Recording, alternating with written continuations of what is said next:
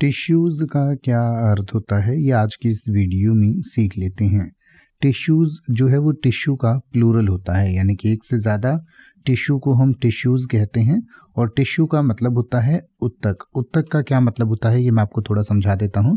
हमारा शरीर या किसी भी जीव का जो शरीर होता है वो छोटी छोटी कोशिकाओं से मिलकर बना होता है, और जो कोशिकाएं हैं वो छोटी छोटी कोशिकाएं मिलकर उत्तक बनाती हैं, यानी कि मांस के छोटे छोटे टुकड़े बनाती हैं, और उन उत्तकों से मिलकर फिर हमारे अंग बनते हैं, और उन अंगों से मिलकर फिर हमारा शरीर बनता है।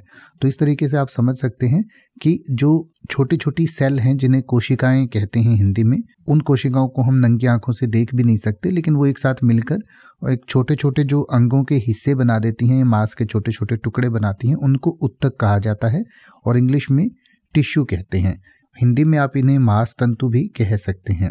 इसके अलावा इसका अर्थ होता है रुमाल, महीन कपड़ा या जरदोजी करना। तो एक से ज़्यादा महीन कपड़ों को, रुमालों को या मांस के तंतुओं को, यानी कि जिनसे हमारे अंग बने होते हैं, उनको टिश्यूज़ कह सकते हैं। एक को टिश्यू कहा जाता है। जैसे कि अगर आप ये कहना चाहें कि उसका बैग टिश्यू से भरा था, यानी कि रुमाल से भरा था, या रुमाल जैसे आजकल जो एक कागज़ के पीस आते हैं जिन्हें टिश्यू कहा जाता है, उससे भरा था, तो आप कहेंगे his bag was heaped with tissues. His bag was heaped with tissues.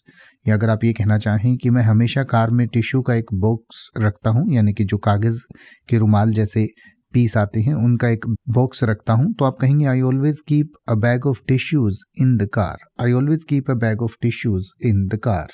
अब आप ऐसे ही किसी भी वर्ड का मतलब हिंदी और इंग्लिश में YouTube पर सर्च कर सकते हैं। आपको मेरी वीडियो मिल जाएगी जिसमें आप बिना किसी फालतू बकवास के सीधा उस वर्ड का मतलब समझ पाएंगे। तो ऐसी ही वीडियोस को देखते रहने के लिए चैनल को सब्सक्राइब करें और बेल आइकन को प्रेस करें।